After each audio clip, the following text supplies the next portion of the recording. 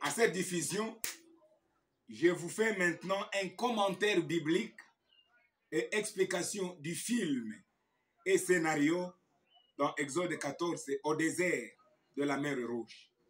Voici le commentaire et l'explication biblique. Nous vous découvrons la scène des 4 principaux acteurs. Parce que dans Exode 14, c'est un scénario, un film des 4 acteurs principaux qui sont 1.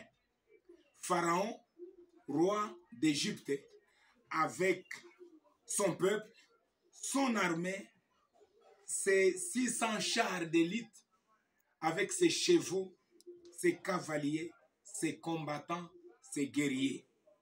Tous, alors, ils étaient en marche de poursuite derrière le peuple d'Israël dans le désert, où Pharaon les croyait se perdre pour avoir peut-être oublié le chemin par lequel il devrait emprunter pour aller dans la terre promise à Canaan. Pharaon se disait, ils se sont perdus dans le désert. Il faut les poursuivre, les atteindre, les tuer et les exterminer. C'est ça, la première scène. Le premier acteur, c'est Pharaon avec son armée. Derrière, en poursuite, en marche, pour atteindre les enfants d'Israël. Deuxième acteur, ce sont les enfants d'Israël qui étaient dans une grande frayeur. Ils tremblaient beaucoup et criaient à l'Éternel avec murmure, voyant Pharaon et son armée se rapprocher d'eux pour les faire périr dans le désert. Ils ont commencé à murmurer, Moïse, Moïse, ne t'avons-nous pas dit de nous laisser en Égypte servir les Égyptiens plutôt que de mourir dans le désert, Moïse, Moïse. Donc, ils étaient dans un contexte de la peur, la frayeur, la crainte, le tremblement, les murmures, et ils commençaient à crier à l'Éternel. Deuxième acteur. Le troisième acteur de cette scène, c'est lui, le prophète Moïse. Maintenant, Moïse, en voyant Pharaon et son armée venir, et de l'autre côté, il a vu le peuple commencer à pleurer, à craindre, à gémir, à murmurer, à pleurer, à trembler. Alors, Moïse, il a maintenant commencé à prophétiser.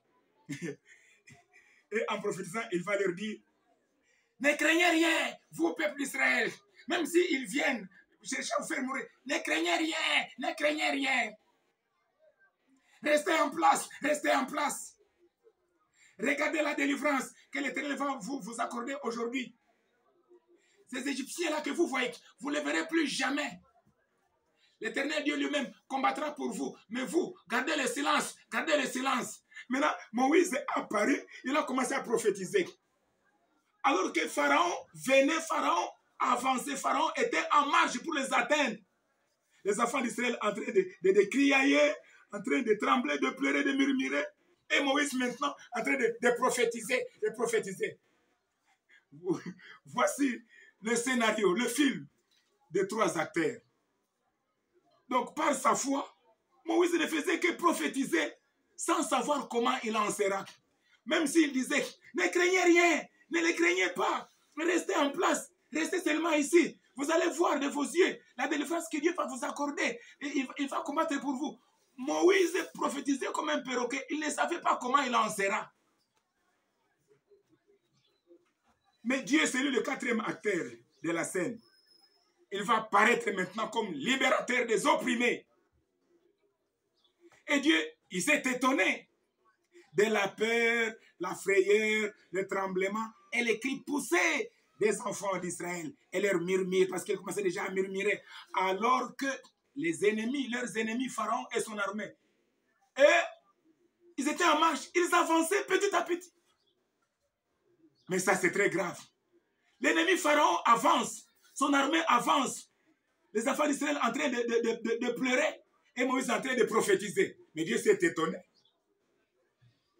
Dieu posa cette question et s'adressant à Moïse. Pourquoi tous ces cris? Parle, Moïse, parle aux enfants d'Israël. Qu'ils marchent, qu'ils avancent.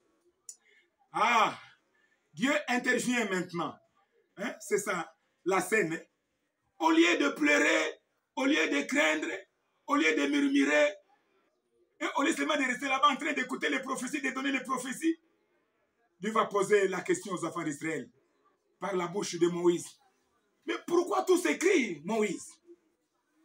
Dis aux enfants d'Israël de ne pas rester ici, de ne pas garder le silence ici, de continuer, qu'ils avancent, qu'ils marchent, qu'ils continuent leur marche.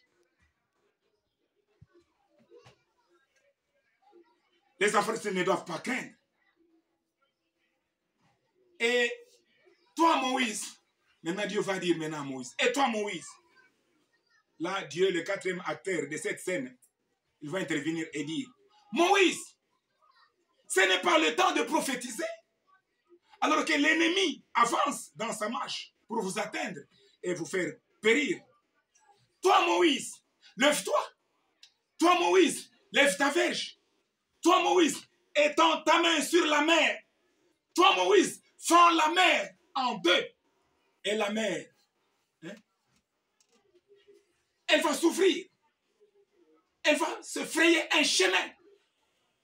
Et les enfants d'Israël vont passer à sec au milieu de cette mer. Ne craignez pas, Moïse. Ce n'est pas le temps de prophétiser. Lève-toi, Moïse. Lève ta main. Lève ta verge, Moïse. Étends ta verge, Moïse, sur la mer. Fends cette mer en deux. La mer va obéir à ma parole. Et la mer va vous donner un passage à sec. C'est ce qui a été fait. Parce que Dieu disait à Moïse, je vais endurcir le cœur de Pharaon. Quand il verra maintenant la route dans la mer, lui aussi, il va se saisir de l'opportunité pour chercher à vous atteindre. Et quand eux maintenant seront en pleine mer, après que vous ayez fait la toute dernière sortie de la mer Rouge, Moïse, lève ta main, lève ta verge, étends-la. Et puis, les eaux, oh, elles se sont refermées comme elles étaient pour couvrir Pharaon et son armée, pour noyer et les 600 chars de Pharaon, et ses guerriers, et ses chevaux, et ses cavaliers. Là, c'est Dieu maintenant qui vient avec sa libération, pourvu que la promesse de Dieu qu'il avait faite à Abraham, c'était une promesse qui devrait absolument s'accomplir. Hein? Parce que Dieu avait dit à Abraham, Abraham là, c'est dans Genèse chapitre 15, à partir du verset 13 jusqu'à 16. Abraham, tes descendants, Abraham, mais ils seront esclaves dans un pays étranger. Là-bas, ils seront asservis, ils seront opprimés, ils seront maltraités. Et là-bas, moi, je vais frapper ces nations là-bas qui vont maltraiter, qui vont opprimer tes descendants.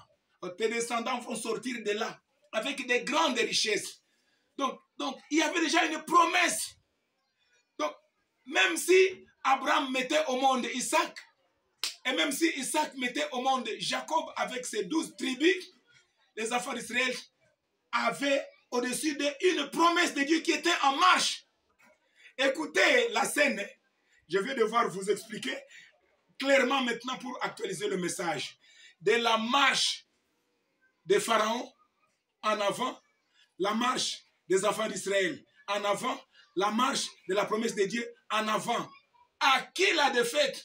À qui la victoire? Mais quand Dieu a apparu comme le quatrième acteur de cette scène là-bas, pendant que Pharaon avançait, pendant que les enfants d'Israël pleuraient, craignaient, pendant que Moïse prophétisait, mais Dieu a apparu avec une solution pour dire à Moïse, Moïse, arrêtez de crier, arrêtez de pleurer. Lève-toi, Moïse. Lève-toi, lève ta verge. Prends ta verge. Étends-la sur la mer. Frappe les eaux de la mer. Et c'était la libération. Quand la promesse de Dieu vient affronter l'arrogance des hommes, mais l'arrogance des hommes tombe, la promesse de Dieu pour la libération des opprimés triomphe, remporte la victoire. Voilà pourquoi je vous dis, mes frères dans le Seigneur, vous tous qui m'écoutez de loin ou de près, la promesse de Dieu pour le peuple du Congo, mais elle est en marche, en affrontement avec la marche des Nations Unies. À Qui la défaite? À qui la victoire? C'est à suivre en actualité du message.